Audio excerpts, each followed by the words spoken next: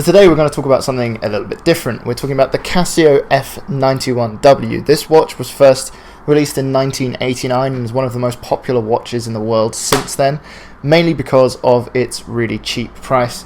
This is still an item of retro tech, so this is in line with our whole Game Boy thing we've been doing recently, but it's a little bit different. It's known for its low cost and its reliability. It's currently about £8.20 on Amazon. I've had this one for about 3 years and it looks in basically perfect condition still. It was designed by Ryusuke Moriari, sorry if I butchered that name, in 1989. The case measures 37.5 by 33.5 by 8.5 millimeters and it weighs 21 grams. So this is a small and light watch. I have quite a small wrist and it still looks a nice size, but it is a very small watch. For if you have larger wrists, it might look a little bit too delicate on your wrist, but I really like how this thing looks. It's primarily made of plastic. It has a stainless steel back and a resin strap. The resin strap is an 18mm fitting, so if you wanted to have a replacement, although that might be quite hard to do as I feel like you'd have to cut this one out, it's 18mm. So it has a couple of features. It has a stopwatch which can do up to an hour, and it's accurate to 1/100th of a second. It can also do laps. It has an alarm, it does an hourly beep, all the standard digital watch features. I'm sure all of you have owned one of these in your lifetime. I know as a kid I definitely did.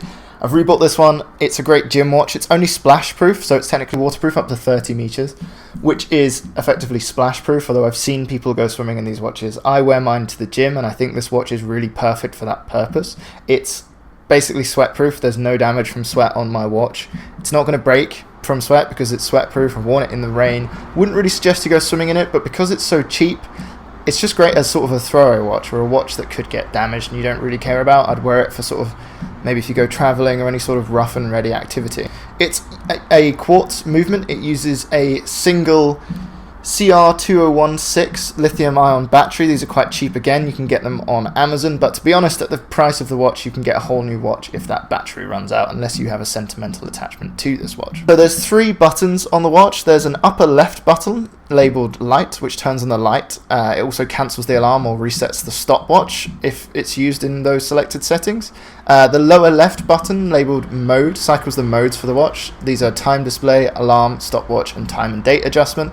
And the right hand button labeled alarm on off 24 hour is the function button.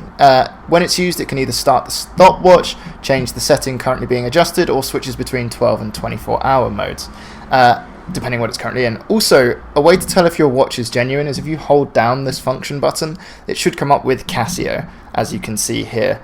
Although I have heard that newer fakes will actually show this, but at the price of this watch, just pay around £10 and you'll be fine.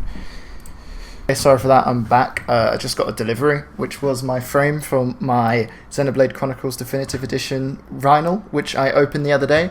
If you want to see that video, it was the last one on my channel, so check that out if you want to see what comes in the European version. The American version doesn't come with this vinyl, it comes with the CD.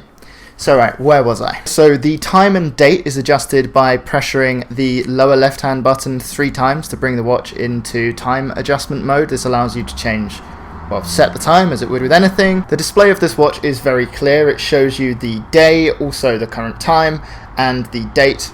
And it's brilliant. It's actually really easy to see, even in really bright light.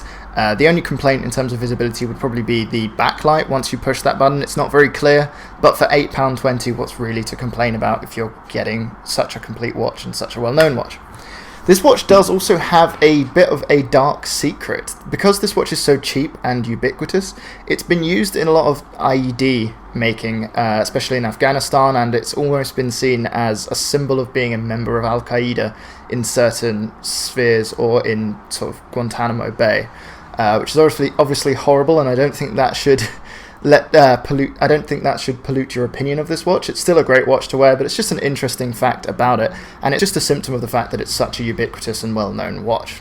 So finally, what are my opinions on this watch? It's really comfortable to wear. As I said, this is my gym watch, as it were, so I find it really comfortable. You barely notice you're wearing it because it is so light. It's barely there on the wrist. It's really discreet too, which means you can hide it under a sleeve if you are wanting to wear it in more of a corporate environment under, say, a button-down shirt.